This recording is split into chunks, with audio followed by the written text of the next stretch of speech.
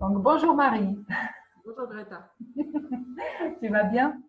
je vais très bien, merci. Ok, donc tu sais, on fait cette vidéo en fait pour les gens, pour les inspirer un peu. Et donc, voilà, tu es quelqu'un en fait qui m'a demandé il y a quelques mois de t'accompagner en fait parce que tu avais une problématique très précise et moi j'étais persuadée que je pouvais t'aider. Et avant de commencer, en fait, je voudrais juste que tu te présentes un tout petit peu, tout simplement, dis-moi qui tu es, ce que tu fais, voilà, juste en quelques D'accord. mots. Ok.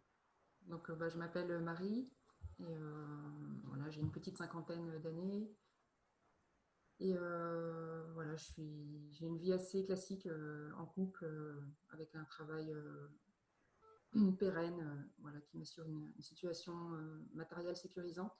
Mhm. J'ai des enfants qui sont adolescents ou jeunes adultes Ok. et Ok. Et ton travail, tu es professeur dans une université. c'est ça, ouais, je suis enseignante dans une université. D'accord. Ok, super. Et dis-moi en fait, quelle était ta problématique? Est-ce que tu peux dire un peu, voilà, qu'est-ce qui te faisait chier dans la vie en fait? Pourquoi tu m'as contacté en fait? D'accord.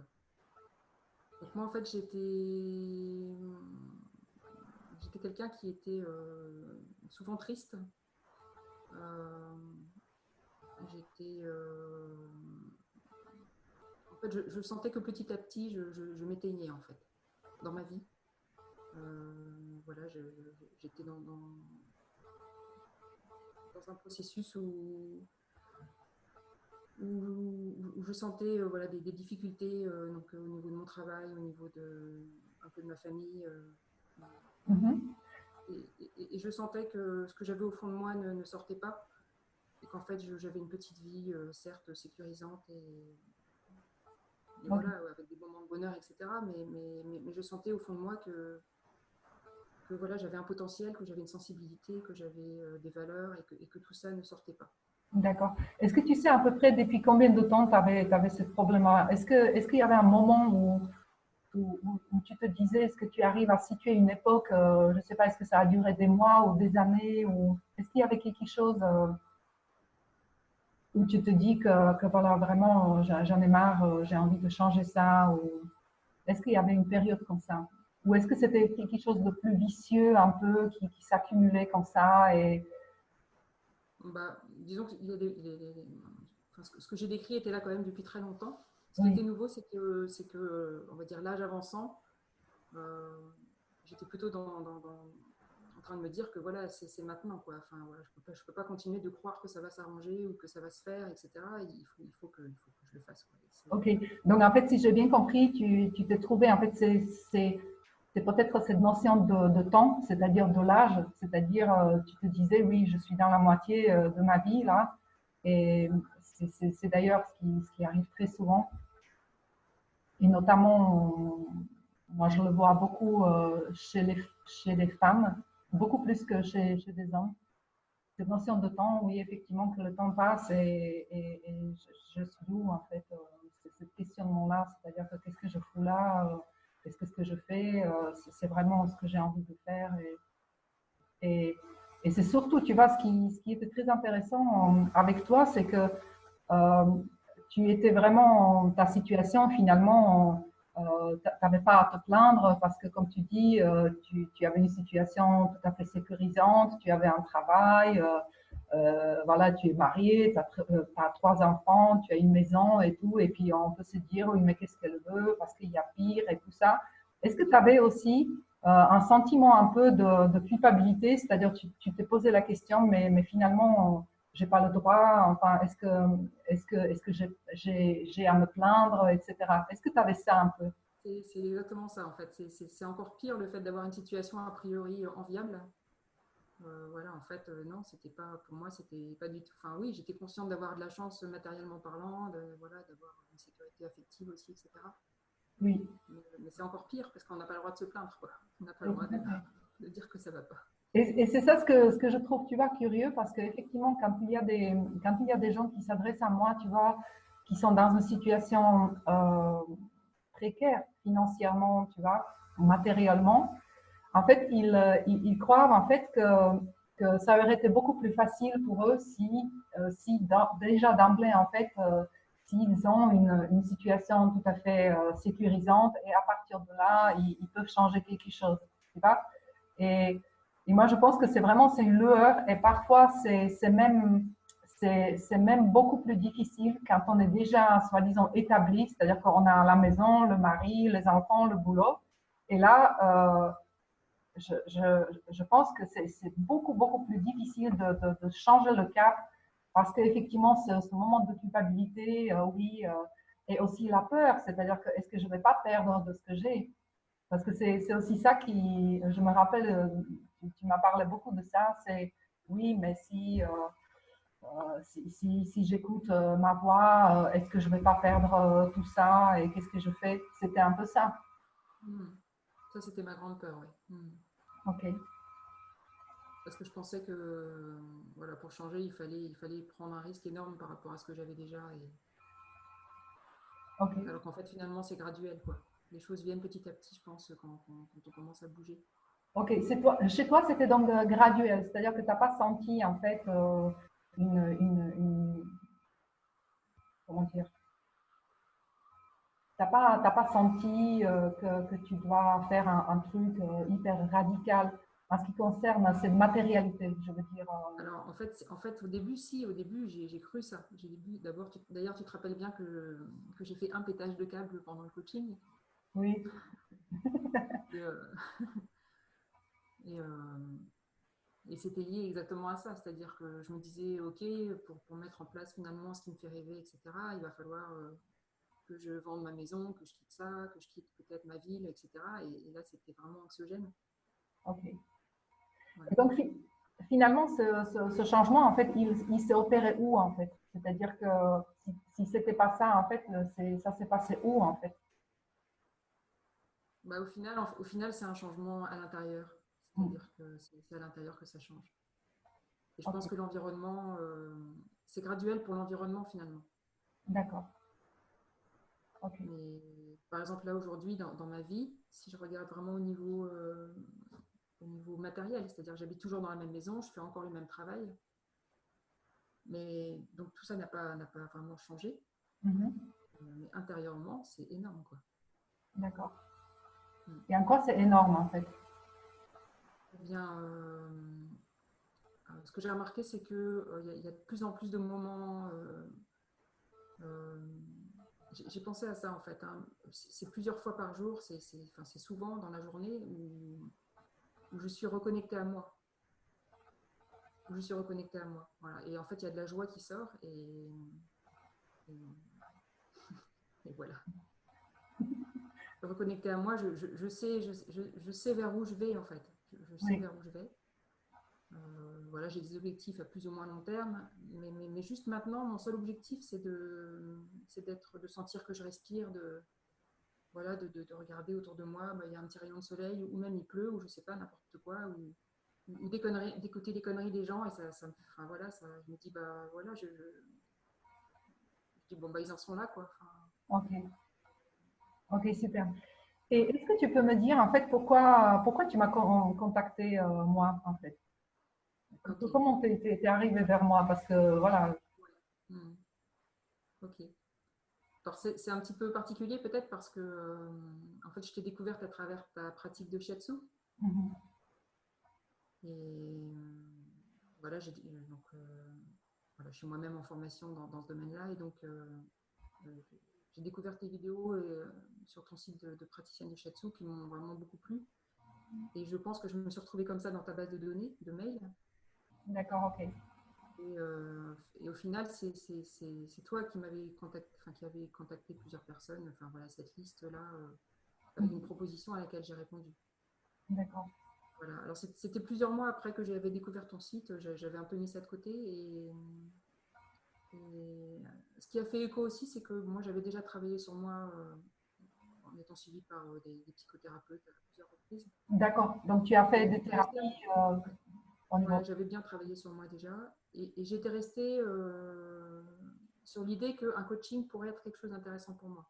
C'est-à-dire quelque chose de plus cadré, avec un accompagnement vraiment enfin, plus proche et avec une cadence plus importante. Et pour aller vraiment d'un point A vers un point B. D'accord, ok. Donc j'avais cette idée en tête et puis du coup, voilà, je me suis dit, voilà, je suis assez ouverte aux choses qui arrivent comme ça et à les prendre quand ça arrive. Et je sens que c'est le moment. D'accord, ok, super. Oui, je précise en fait que tu es étudiante en shiatsu, donc tu as choisi une école dans ta ville où tu étudies le shiatsu et c'est vrai que c'était quelque chose que tu as choisi encore avant qu'on se connaisse. C'est probablement comme ça que tu as atterri en fait dans ma base de données. Ouais. Ouais, peut-être tu suivais en fait, tu suivais peut-être les mails que j'ai écrits Mm. par rapport à la pratique de shiatsu. Et bien que bien sûr, on va pas parler maintenant du shiatsu, mais on va parler vraiment du changement dans lequel en fait tu as réussi à mettre cette pratique du shiatsu parce que je pense que c'est aussi ça qui est ressorti dans le coaching.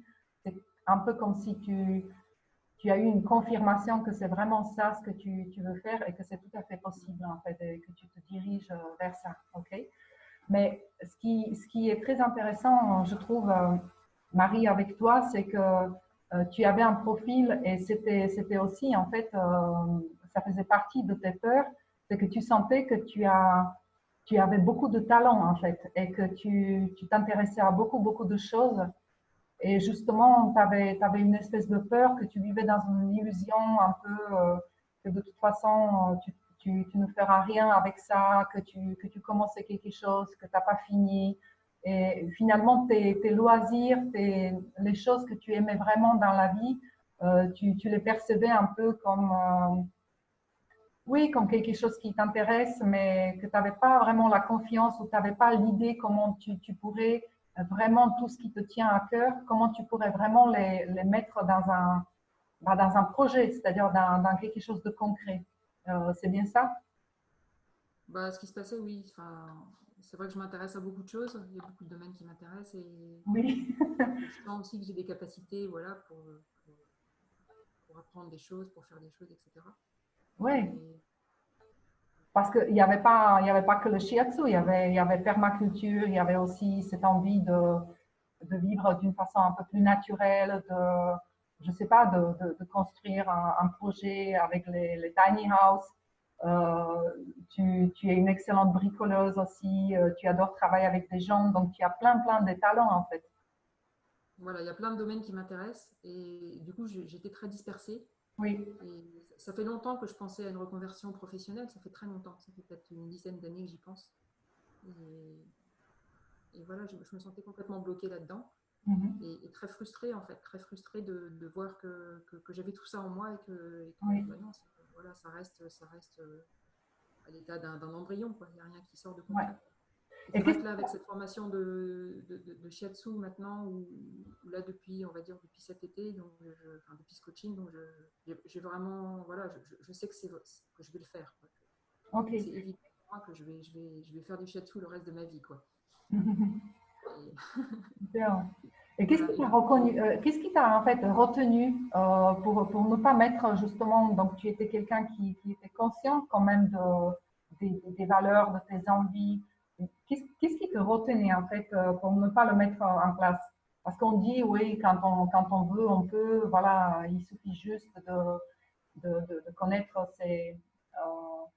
comment dire, bah, les sujets qui nous intéressent dans la vie, et puis ensuite, quand on a envie, on peut se lancer et hop, et c'est facile. En fait, qu'est-ce qui t'a retenu de ne jamais franchir le cap, en fait? euh, je ne sais pas vraiment ce qui m'a retenu. C'est-à-dire, j'ai vraiment essayé, j'ai essayé, et puis à chaque fois, ça n'aboutissait pas. Mais par contre, je pense que ce qui m'a vraiment débloqué, c'est d'expérimenter la sortie de zone de confort. Mm. Voilà, le fait d'y aller, la peur au ventre, hein, mais, de faire quelques trucs comme ça où je me suis dépassée, et je pense que c'est ça. Ok. Je pense que c'est ça. Et donc, cette peur, en fait, qui t'a entretenu dans ta zone de confort, parce que la zone de confort, oui, c'est une question de peur. C'est-à-dire que voilà, si je sors, je ne sais pas où je vais. En fait, c'était la peur de quoi, en fait? Qu'est-ce que, c'était quoi, en fait, la peur? Euh, Est-ce que c'était la peur de perdre quelque chose ou de, c'était quoi? Le regard des autres ou dis-moi. Euh, En fait, je pense que c'était beaucoup la peur de me planter et de me trouver, voilà, De te planter? je sais pas trop, ou peut-être je sais pas trop, en fait. Je sais pas trop. Ce qui est sûr, c'est qu'il y avait, bon, voilà, par rapport au fait de dire, je vais me lancer dans une autre activité, etc. Donc, il y a une sécurité matérielle que j'avais peur de perdre, ça c'est sûr. Ok, Après, il y a la peur peut-être de se montrer devant les autres. ok. Voilà, ça je l'ai éprouvé. Et au final, tu sais, tant qu'on n'a pas terminé quelque chose, bah, en fait, c'est pas terminé. Donc c'est normal que c'est pas terminé, donc c'est normal. Alors qu'une fois que c'est terminé, bah, peut-être que c'est pas parfait, tu vois. Mm. Et là, on a montré que voilà, enfin, du coup, je me montre moi-même, bah ouais, finalement, c'est pas terrible ce que tu as fait, quoi. C'était cette peur-là, je pense. Oui, ok. Parce que peut-être tu étais câblé en fait dès le départ, peut-être de part de ton éducation ou ton travail, que voilà, tout ce que tu fais, il faut que ce soit parfait en fait, voilà, parce que sinon les autres, ils vont te juger ou ils vont penser que je sais pas quoi. C'était un peu ça, c'est ça. C'est-à-dire que une espèce de peut-être de peur de perdre ton sérieux et tout ça. Mhm. Non, mais c'est ça. Ok, C'est ce formatage à vouloir être parfait, ouais. ok, super. Et dis-moi, Marie, comment ça s'est passé pour toi, donc cet accompagnement qui durait 3 mois? Mhm. Comment ça s'est passé pour toi? C'était quoi cette période pour toi, en fait? Dis-moi, en quoi c'était Alors, pour moi, différent par rapport. écoute, ça a vraiment été une période incroyable de ma vie, en fait.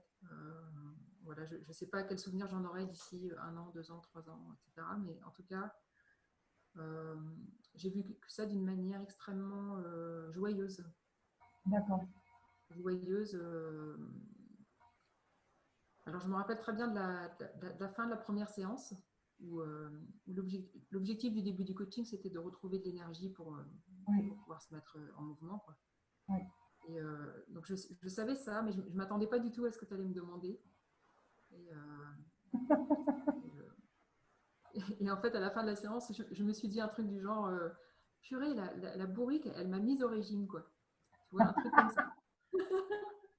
Et en fait, j'étais à la fois contente parce que je sentais que ça allait me faire du bien, mais j'étais stupéfaite, en fait. J'étais stupéfaite parce que moi, bon, voilà, j'avais un problème avec le comportement alimentaire. Et, euh, et j'ai jamais voulu me mettre au régime parce que je savais que le problème n'était pas ça, que même si je faisais un régime pour perdre des kilos, tant que mon problème de comportement n'était pas réglé, ça allait revenir. Donc je voulais pas faire ça. oui, Et là, le fait que ça soit dans ce cadre-là, en fait, je pense que je t'ai fait vraiment confiance. Et je me suis dit, ok, bon, ok, Greta, elle m'inspire, j'ai un a priori positif, voilà, je choisis de lui faire confiance et j'y vais à fond, quoi. C'était ça mon état d'esprit super. de coaching. Et c'est vrai que, honnêtement, je pense, à part peut-être une séance, mais à chaque séance, à chaque fois qu'on s'est vu, quand on a coupé la vidéo, j'étais vraiment en pleine joie et en pleine énergie, quoi. C'est vrai, à chaque fois. Ouais. Ah, super. Extra. Ouais, ouais. Et alors, cette séance-là où c'était pas le cas, qu'est-ce qui s'est passé pour toi, en fait? Je me rappelle plus, j'ai pas regardé le contenu de la séance. C'est une séance où peut-être il y avait, je sais pas, je pense qu'à la fin tu m'as demandé si j'avais quelque chose à demander ou à rajouter, etc. Il y a rien qui est venu, puis voilà, ça s'est arrêté comme ça. D'accord. Ok. Et est-ce que tu peux un peu déterminer, donc tu m'as dit que cette première séance, déjà, c'était quelque chose de un peu bizarre pour toi parce que c'est vrai, on traitait absolument pas un problème de régime ou quoi que ce soit. Je veux dire, c'était juste une question d'énergie en fait. Mhm. Mais je suis très contente parce que je pense que tu as perdu beaucoup de poids, malgré le fait que c'était pas du tout le but, mais c'était plutôt en fait comme une conséquence logique de Mm. ce que j'essaie d'expliquer en fait par rapport au corps. Et est-ce que tu avais, comment dire, est-ce que il y avait quelque chose qui était, est-ce que tu avais un moment vraiment fort, il y avait quelque chose où, par exemple, quand tu travailles sur toi, lors des exercices, etc., est-ce qu'il y avait un moment fort, une prise de conscience? Est-ce que tu te rappelles un moment où tu te dis, tu vois, comme un déclic vraiment, quelque chose qui t'a détourné? Est-ce qu'il y avait un moment comme ça? Et oui, il y en a eu plusieurs. Ouais. Mm. Plusieurs. Il y en a eu plusieurs. Il y a eu, alors, effectivement, donc, par rapport au physique, à la mise en mouvement, Mm. euh, voilà, j'ai vraiment fait un gros effort la première semaine par rapport à ça. Et en fait, j'avais conscience depuis longtemps, et vraiment, ça me déprimait que je savais même plus courir, en fait. Tu vois, je savais même plus courir. En fait, j'avais envie de courir, mais je savais plus courir. Parce que je sais que j'allais forcer, j'allais me faire mal, en fait. Ou alors trottiner, mais courir, vraiment courir, non, je ne pouvais plus courir. Et, et du coup, j'ai pris conscience cette première semaine qu'en fait, c'est pas quand j'irai mieux que je serais capable de courir, c'était en commençant à y aller doucement que j'allais pouvoir y arriver et aller mieux. Voilà, ça paraît évident hein, maintenant, en fait, ça me paraît complètement évident, mais en tout C'est cas, très intéressant en fait ce que tu j'ai dis. découvert la première semaine, c'est fou, quoi. C'est très intéressant ce que tu dis parce que effectivement beaucoup de gens pensent que quand quelque chose va se produire, quand j'irai mieux, quand j'aurai ceci ou quand quelque chose, voilà, c'est-à-dire il y a toujours une condition. Alors à ce moment-là, je vais commencer à quelque chose. En fait. Oui. Et c'est vraiment très étrange. Alors que c'est exactement à l'envers. C'est en commençant que quelque chose va changer. Et c'est complètement fou, en fait. Moi, je le vois encore chez moi, je peux me surprendre, tu vois, de se conditionner de cette fête, c'est-à-dire toujours de repousser un peu et de chercher des excuses. Et finalement, le processus, il est à l'envers. C'est-à-dire qu'il faut commencer vraiment petit à petit, en fait. Et pas attendre qu'il y aura des conditions réussies. Parce que nous, on a fait notre coaching avant le Covid, c'est ça? On a arrivé de Covid. Oui, avant la deuxième vague, ouais. Ouais. Oui, c'est ça. Et oui, et là, à nouveau, en fait, moi, je peux voir dans mon environnement les gens qui attendent la fin de Covid, en fait. Donc, c'est vraiment une histoire infinie. Et je pense que c'est, au contraire, c'est la meilleure période, c'est-à-dire quand tout autour est complètement délabré et on peut sentir vraiment cette ambiance très, très lourde. Et bah, moi, je suis un peu extrémiste. Je dis que c'est vraiment là où il faut commencer. C'est vraiment la meilleure chose. C'est justement quand tout va mal, il faut absolument sortir de ça, quoi. Mm. OK. Et qu'est-ce qui était difficile pour toi, Marie, dans ce coaching? Est-ce que tu avais des moments où il y avait quelque chose qui était difficile, voilà, que tu cognais sur un sujet ou sur quelque chose? Est-ce que tu te rappelles de ça? Mm. Il y a une chose qui a été, alors, enfin, bon, pour moi, le coaching a commencé il y a eu une part où où j'avais moins de travail déjà, c'était la fin de l'année, et après j'étais en vacances, donc Oui. heureusement parce qu'en fait ça m'a pris vraiment euh, pas mal de temps pour faire voilà, je voulais vraiment bien faire tout ce que tu proposais, me consacrer à fond et voilà, donc c'était une difficulté, mais voilà, j'étais ok, enfin voilà, avec mon environnement à ce moment-là, c'était compatible, quoi. OK. Après, enfin, non, la seule chose qui a été vraiment difficile, c'est au moment où j'ai fait voilà, c'était le moment où il fallait que j'écrive donc ce projet et où je commençais à paniquer en me disant oh là là, mais il va falloir que je quitte ça, que je quitte ça, que je quitte ça et au secours, enfin voilà. Et la semaine avançait et j'arrivais pas du tout à faire ce boulot en fait. Et voilà, c'est vrai que j'ai fini par t'envoyer un mail et voilà, et dans la journée, on s'est eu longuement au téléphone et ça a été un échange mémorable en fait pour moi. Oui. Voilà, parce que tu vois, déjà tu m'as expliqué que tu t'attendais quelque part ce moment. Voilà, moi je savais pas du tout que ça devait arriver, donc c'est arrivé. Et voilà, que ça t'était toi-même arrivé. Et puis tu m'as renvoyé aussi que avec ça, tu allais te sentir utile cette journée-là, en fait, tu vois. Le fait de me faire sortir de ce pétage de câble là. Voilà. Et c'est vrai que du coup, après, j'ai pu m'y mettre, j'ai pu faire le job, j'ai pu faire l'exercice. Et voilà. Ah, super. Oui, je me rappelle, le pétage de câble, c'était mémorable. J'aimais bien. Mais c'est justement là, tu vois, c'est vraiment quand on se trouve dans un extrême, en fait, tu vois, c'est là où on peut vraiment switcher. Et on switch d'habitude vraiment très, très. C'est radical, quoi. On ne peut pas avancer dans une tiédeur. C'est-à-dire qu'il y a une phase d'entraînement, bien sûr, il y a une espèce de. Comment dire? C'est un mouvement un peu. J'appelle ça l'entraînement, c'est-à-dire de s'habituer en fait à des états internes, euh, habituer l'esprit un peu en forme de jeu, un peu aussi oui, d'une certaine conscience que voilà que j'ai des valeurs et développer cet amour envers soi et tout. Mais à un moment donné, c'est-à-dire qu'à un moment donné, il faut aussi arriver dans une situation où effectivement c'est le gros bordel et tout s'écroule à nouveau. On a l'impression que ben non, je tombe. Et on a l'impression souvent qu'on tombe encore plus bas que nous étions avant en fait. Et c'est ça le moment crucial effectivement. Et je connais très bien ce que tu décris. Et après, quand on pense à ce moment-là, parce que moi aussi, je peux vivre, tu vois, ces moments-là, et ben on est tout content, tu vois, on se dit, ah putain, qu'est-ce que c'était difficile, et là, je suis bien, en fait, c'est quelque chose c'est-à-dire que la conscience vraiment a rentré vraiment dans le corps, quoi, dans la chair, et ça, c'est absolument exaltant, je pense. Et en tout cas, je sais que les échanges qu'on a eus, que tu m'as décrit ensuite tes états vraiment de bonheur, c'était vraiment très très puissant. Ok, super. Et aujourd'hui, alors, où est-ce que tu en es aujourd'hui?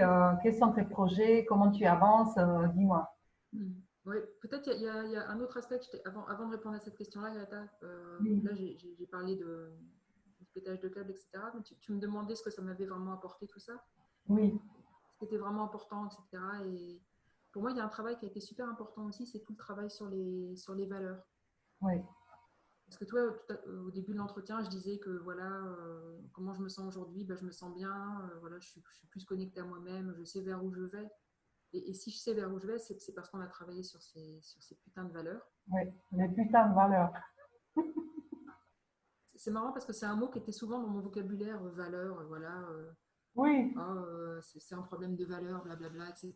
oui, Et tout à fait, oui. en fait, j'avais pas pris conscience que chacun a ses valeurs. Oui, Et le fait de travailler sur les miennes, oui, en fait, je pense que c'est ça qui est mon petit guide intérieur. oui. Et Je pense c'est aussi, tu vois, comme une petite flamme qui me donne la direction, quoi. C'est un peu ça. oui, C'est un peu ça. Et je vais revenir sur mes projets, hein, mais même si là, j'ai peut-être un projet, voilà, plus ou moins précis, etc. Je veux dire, même si c'est pas précis, mes valeurs me guident, quoi, en fait. C'est ça. tout à C'est fait. ça que je voulais dire. Ouais. C'est vraiment, oui. Et tu as raison, en fait, de pointer ça parce que par rapport aux valeurs, c'est vrai, c'est comme tu dis, tu demandes à quelqu'un, oui, quelles sont tes valeurs? Et c'est ça ce qui est marrant, c'est que parfois on se raconte vraiment des vraies salades en fait par rapport aux valeurs, tu vois. C'est-à-dire qu'on croit qu'on a des valeurs un peu qui sont généralement admises, tu vois, quelque chose qui est plutôt, bah oui, valorisant, tu vois, machin. Et on s'aperçoit en fait que pas du tout et que c'est vraiment propre à chaque individu, tu vois. Mm. Et que oui, ça a à voir bien sûr avec les croyances et tout. Et quand on quand on va vraiment dans la profondeur, surtout des croyances, bah, on peut être très surpris. Moi, je le vois que oui, qu'on peut découvrir les valeurs finalement, mais oui, putain, mais c'est ça qui m'anime et c'est ça qui est important pour moi et pas du tout ce que je me racontais ou ce qu'on m'a appris qu'il faut que je valorise. Et c'est ça ce qui est, je trouve intéressant dans le coaching quand quelqu'un vraiment te pousse en fait à aller à l'intérieur de toi et vraiment c'est là où on peut se connecter finalement parce que c'est quoi les valeurs? Ce n'est rien d'autre. C'est un révélateur de ce que tu es vraiment, c'est-à-dire de chercher cette connexion. Voilà, qu'est-ce qui me drive dans la vie? Et quand tu comprends ça et quand tu dis oui, c'est ça, que tu es vraiment en accord avec ça, et ben, c'est toute ta vie, tu peux aller tranquillement. Et effectivement, c'est important aussi d'avoir le projet parce que c'est quelque chose qui nous motive, un projet de vie. Mais effectivement, c'est toujours les valeurs en fait qui nous permettent de guider en fait, d'avoir cette intuition, oui, ça c'est non, ça résonne ou ça résonne pas en moi en fait. Et oui, je trouve que oui, c'est important de parler des valeurs. Super. Oui, ok. Et donc tes projets alors, dis-moi. Donc mes projets, tu sais, j'ai déjà un objectif qui est quotidien en fait. Et mon objectif quotidien, c'est d'être attentive, tu sais, cette petite voix qui me dit oh, c'est pas bien ce que tu as fait, tu n'as pas fait ça, tu devrais faire ça, etc. Donc cette petite voix, j'essaie de faire, de prendre conscience qu'elle est là et voilà, de lui dire que c'est bon, mais je te crois pas quoi. Enfin, tu vois, voilà, Oui, oui, oui. j'ai entendu, mais dégage quoi. Voilà. Et en fait, j'essaie de plus en plus d'être attentive à ça parce que j'ai vraiment là et voilà, c'est lié aussi à, tu sais, tu m'avais parlé d'un livre, Les 4 accords Toltec, là, qui m'a Oui, vraiment beaucoup impressionnée. Et en fait, du coup, je me suis rendu compte que, euh, que les moments où je suis heureuse, c'est quand cette petite voix n'est pas là. Voilà, donc voilà, quotidiennement, je suis de plus en plus attentive à ça et ça m'aide beaucoup. super. Voilà, donc ça, c'est l'objectif quotidien. Sinon, ben voilà, moi, je suis comme on l'a dit, je me forme au shiatsu, je me reconvertis au shiatsu, donc ça c'est un objectif sur les 2 prochaines années. Me passionne, etc. Okay. Voilà. Et après, j'ai d'autres objectifs à plus long terme. Moi, j'ai envie d'aller à la rencontre des gens, j'ai envie de voyager avec mon vélo. Et voilà, je suis en train de réfléchir à comment rapprocher le shiatsu de cette idée de voyage. Ouais. Voilà, ça me tient vraiment à cœur. Un super projet. Mm. Ok. Ah, merci beaucoup, Marie. C'était vraiment un plaisir de discuter avec toi. Donc voilà, peut-être on se retrouve dans un an et tu vas me raconter à nouveau où est-ce que tu te trouves, qu'est-ce qui a changé. Bon, bah, en attendant, écoute, je te souhaite une très très belle journée. Je vais finir l'enregistrement. Ok, très bien. Et puis, je te dis à très bientôt, ok? Merci Greta, à bientôt. Ouais.